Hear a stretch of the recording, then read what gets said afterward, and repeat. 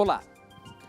No livro do Apocalipse existe um texto onde mais uma vez traz dúvidas sobre a imortalidade da alma. Esse texto está ali no capítulo 6, a partir do verso 9, que a gente lê assim: Então o Cordeiro quebrou o quinto selo e vi debaixo do altar as almas dos que tinham sido mortos porque haviam anunciado a mensagem de Deus e tinham sido fiéis no seu testemunho. Eles gritavam com voz bem forte: Ó Todo-Poderoso, Santo e verdadeiro, quando julgarás e condenarás os que na terra nos mataram? Dando a entender de que esses mortos aqui em Apocalipse têm consciência, estão em algum lugar? Qual é a explicação para esse texto de Apocalipse 6, dos versos 9 até o 11? Essa a gente vai colocar na mira agora, e muitas outras. Está no ar, Na Mira da Verdade.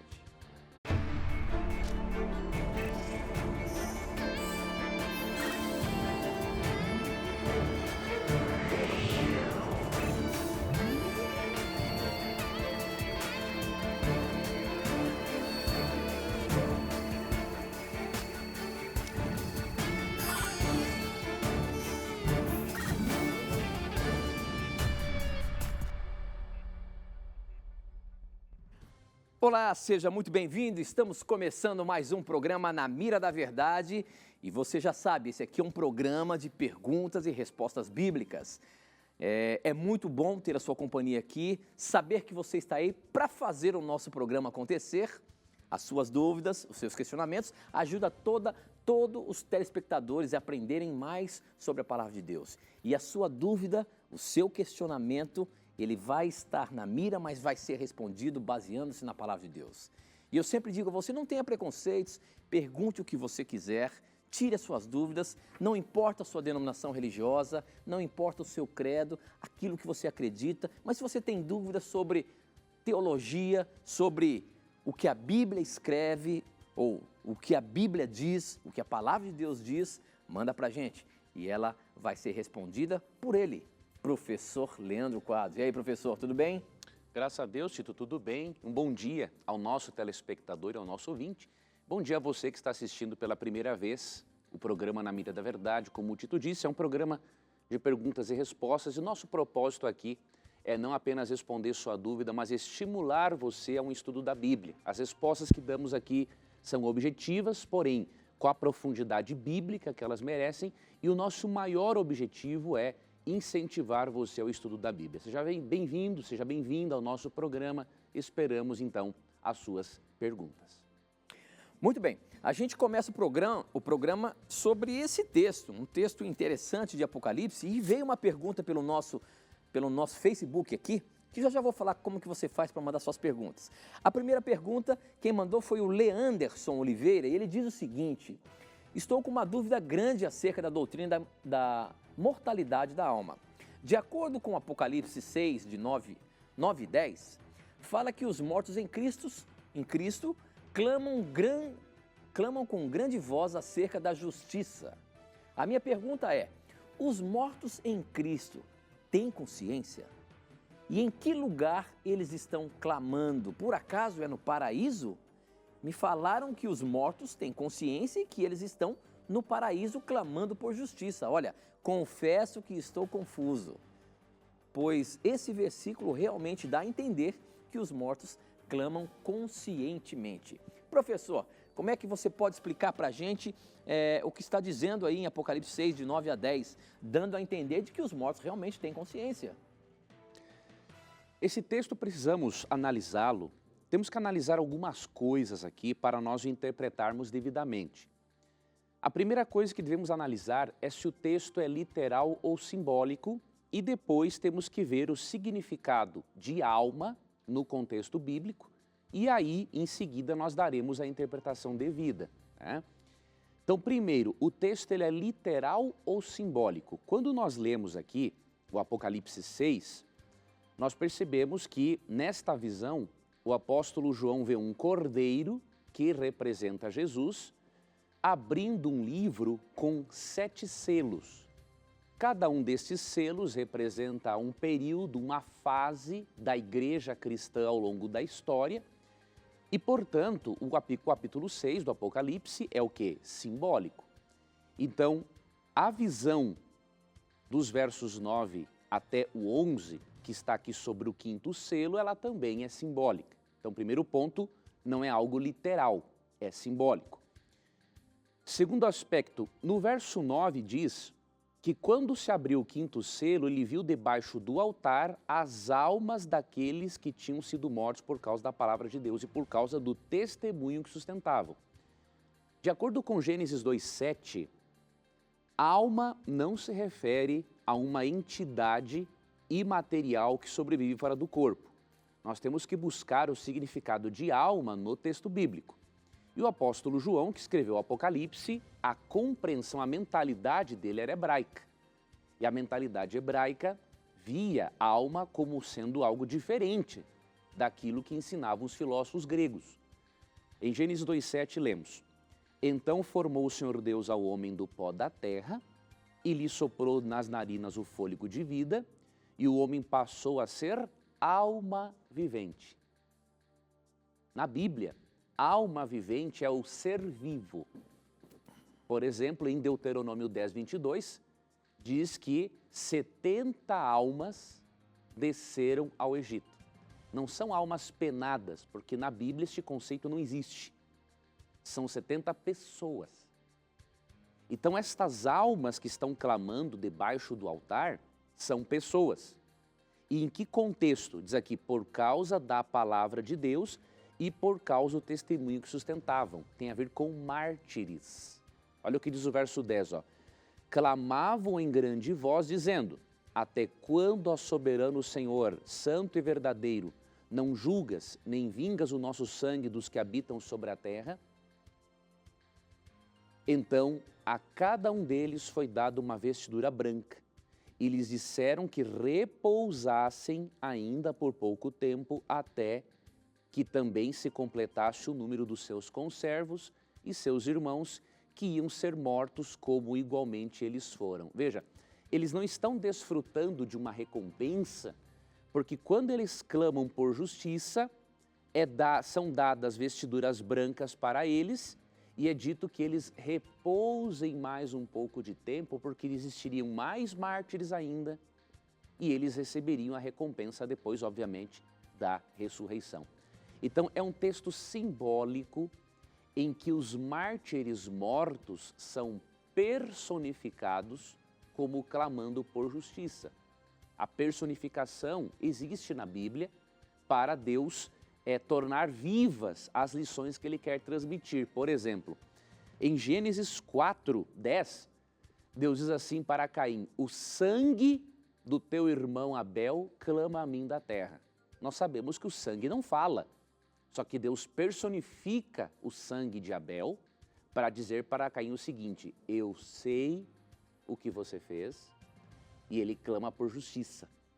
Da mesma forma, quando Deus personifica aqui na visão os mártires, é uma forma de Deus ensinar para João e para ele transmitir para os seus leitores que Deus se lembra dos mártires e que eles vão sim, que Deus vai sim fazer justiça por eles. Devemos também lembrar que, se esse texto fosse literal, nós teríamos que literalizar o lugar onde estas almas, entre aspas, ficam.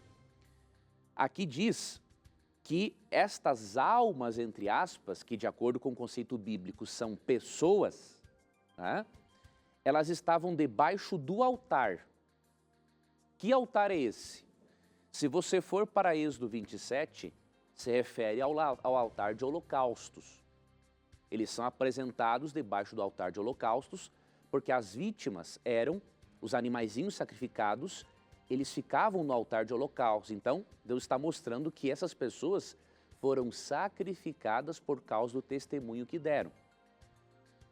Se o altar é literal, olha o quanto o céu é um lugar desconfortável. Se você ler Êxodo 27, vou ler aqui na nova versão transformadora, você vê as medidas deste altar de holocausto. Diz assim: usando madeira de acácia, construa um altar quadrado com 2,25 metros de largura e comprimento de 1,35 metro de altura. Se esse texto é literal, então o altar é literal. Vocês já pensaram todas as almas dos mártires acotoveladas, amontoadas, num altar quadrado de 2,25, 2,25 metros de largura e comprimento e 1,35 de altura? Não tem cabimento isso.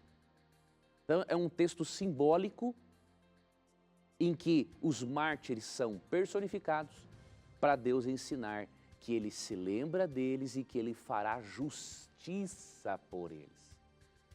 Então por isso que é importante avaliarmos o contexto bíblico como um todo, vermos se o texto é simbólico ou não, vermos o significado de alma na Bíblia, vermos se a literalização do texto leva ou não a um absurdo, e aí depois nós tiramos as devidas lições do texto. Então, definitivamente esse texto não defende imortalidade da alma, continuamos crendo, sem sombra de dúvidas, no conceito bíblico de ressurreição dos mortos.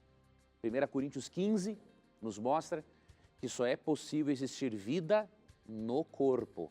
Fora do corpo não existe vida, de acordo com o texto bíblico. Muito bem, professor, muito bem.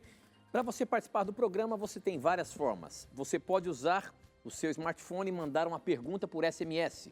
O nosso número é 12 981 51 0101, eu recebo aqui na hora. Você pode também entrar nas redes sociais pelo Facebook e Instagram. No Facebook, facebook.com/Na Mira da Verdade, no Instagram, @Na Mira da Verdade, e ainda no nosso blog novotempo.com/Na Mira da Verdade, tá bom? Participe, mande as suas dúvidas para a gente, você tem a chance de tirá-las através da Palavra de Deus, a Bíblia, e quem está na mira é ele, professor Leandro Quadros. Como vou colocar essa pergunta para você agora, meu amigo? Essa pergunta veio aqui pelo nosso blog.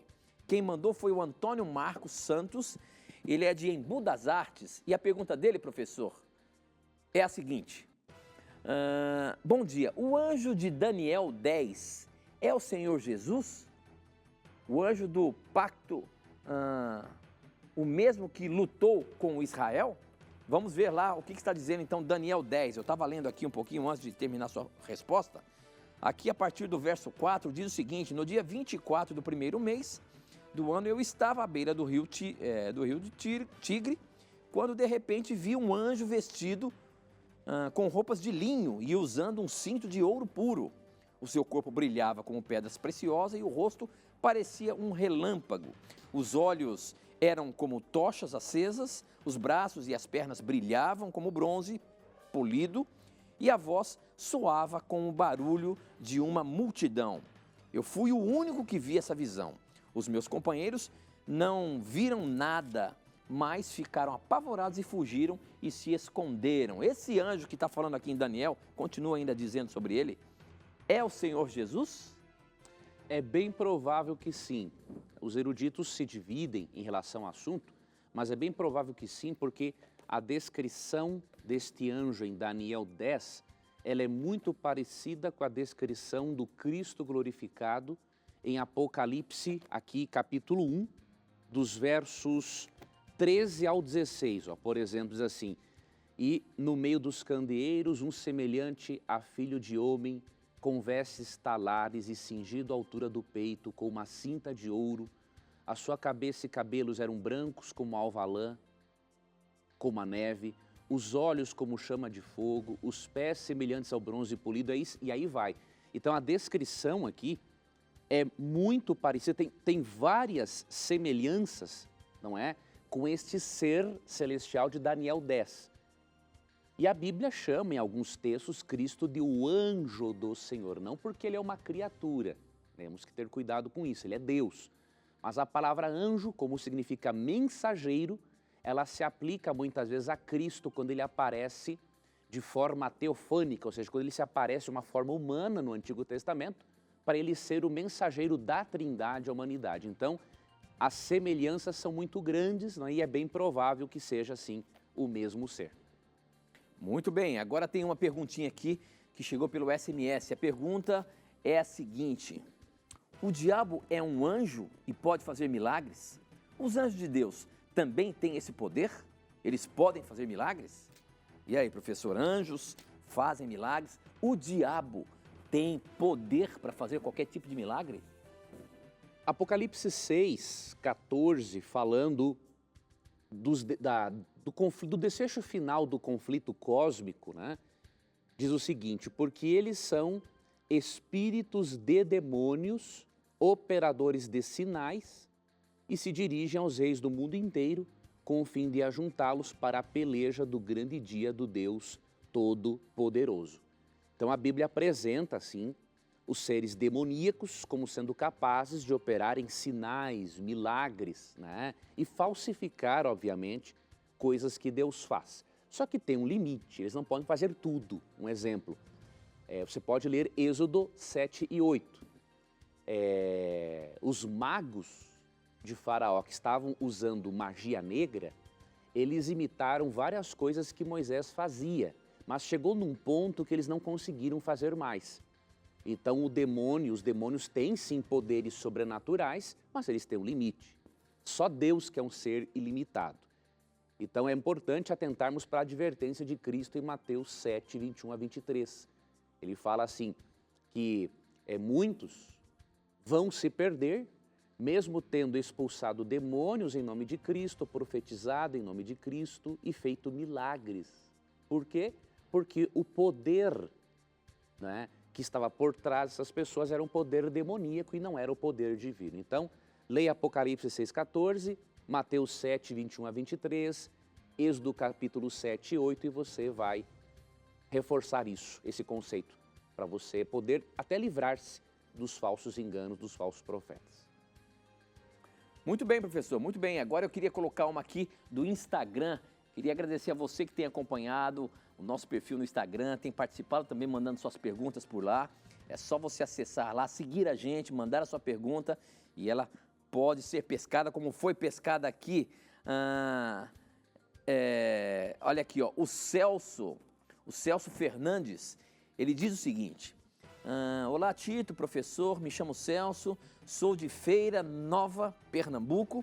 Quero parabenizar esse programa maravilhoso que tem transformado vidas.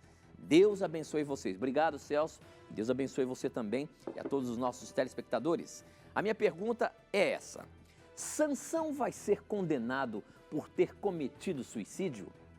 Você sabe, professor, que essa questão do suicídio é um tabu muito antigo. As pessoas que tiram a sua vida, sempre aprendemos que as pessoas que tiram a sua vida, elas vão para o inferno. Elas não vão ser salvas. Sansão cometeu suicídio. E aí, professor, Sansão vai estar no inferno? Pelo contrário, a história de Sansão, o perdão que Deus deu a Sansão, nos ensina que Deus pode perdoar qualquer suicida.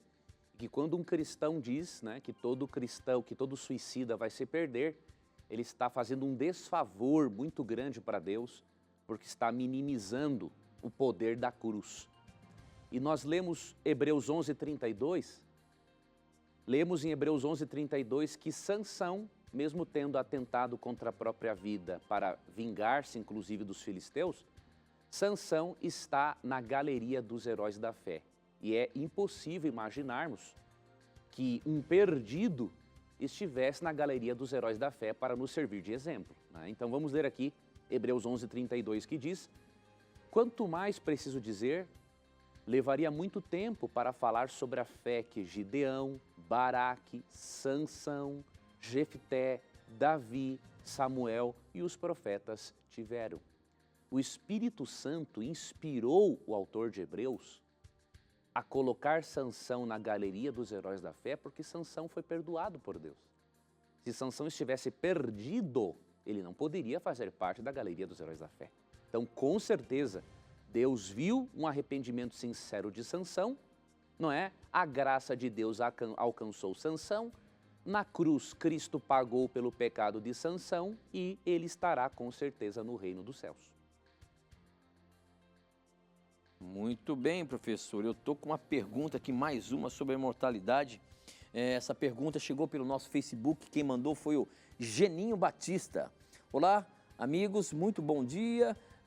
Nosso programa é ao vivo agora na parte da manhã, mas também reprisa às 9 da noite. Se você está acompanhando agora a gente às 9 da noite, seja muito bem-vindo, acompanhe. Você pode participar também, mandando suas perguntas para a gente, que ela pode ser pescada, quem sabe até mesmo no programa da próxima semana. Então, se você tem uma dúvida aí que você quer saber, pode jogar lá, que se for uma boa pergunta, ela vai estar na mira.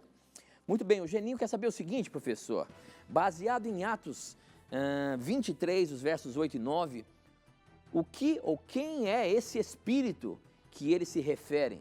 Vamos ver aqui o que está falando Atos 23, 8 e 9, hein? Aí diz o seguinte, eu acho que dá para a gente voltar um pouquinho mais aqui. O 6, quando Pedro percebeu que alguns do conselho eram do partido dos saduceus e outros do partido dos fariseus, disse bem alto, meus irmãos, eu sou fariseu e filho de fariseu. Estou aqui sendo julgado porque creio que os mortos vão ressuscitar. Assim que ele disse isso, os fariseus e os saduceus começaram a discutir e o conselho se dividiu. É que os saduceus não creem que os mortos vão ressuscitar, nem que existem anjos ou espíritos. Mas os fariseus creem nessas coisas. E assim a gritaria aumentou ainda mais. Então, alguns mestres da lei que pertenciam ao partido dos fariseus se levantaram e protestaram. Eles disseram, não vemos nenhum mal nesse homem. Pode ser mesmo que um anjo ou um espírito tenha falado com ele. A dúvida do Geninho é essa. Que espírito é esse? Aqui no contexto são seres demoníacos ou anjos bons, né? Agora aqui, vamos ler Apocalipse 6,14 novamente para você perceber isso, ó. São espíritos demoníacos que realizam sinais e vão aos governantes da terra a fim de reuni-los. Então, quando fala em espíritos, se refere a anjos, né? Por exemplo, Hebreus 1,14 diz que os anjos são espíritos ministradores enviados a serviço da salvação. Então, os saduceus não acreditavam em espíritos, não acreditavam em anjos demoníacos, não acreditavam em possessão demoníaca. Então, o texto não se refere a um espírito humano saindo do corpo, se refere a seres celestiais. Interessante, professor. A gente abre um tema falando, por exemplo, sobre mortalidade ou imortalidade da alma e as perguntas começam a chegar. E existem nas mais diversas dúvidas, por isso que eu sempre falo, não tenha preconceitos, pergunte o que você quiser. Aqui pelo SMS chegou uma agora do Elis, ele é de Minas Gerais, e ele gostaria de saber como os mortos vão ressuscitar se os corpos já foram decompostos, né? Ele tem essa dúvida, professor. E isso começa a expandir para mais coisas, por exemplo, as pessoas que foram cremadas, enfim, sempre tem essa dúvida. A ressurreição está relacionada com um corpo ainda não decomposto ou um corpo decomposto não há? Como é que é, para tirar a dúvida do nosso telespectador, qual é o princípio aí, professor, ativo para a ressurreição? Vamos aqui ler Gênesis 3,19, diz assim, Deus, depois que Adão e Eva pecam, Deus aqui diz o resultado do pecado, né, da maldição do pecado na vida deles. Com o suor do rosto você obterá alimento, até que volte à terra da qual foi formado, pois você foi feito do pó e ao pó voltará. O ser humano foi criado do pó da terra. Vários elementos químicos que existem no nosso corpo existem na terra, né? Vários elementos químicos que existem no corpo existem na terra. Então, na ressurreição, Deus vai fazer a mesma coisa que Ele fez com Adão no princípio. Ele fez Adão do pó da terra, reuniu esses elementos químicos, não é?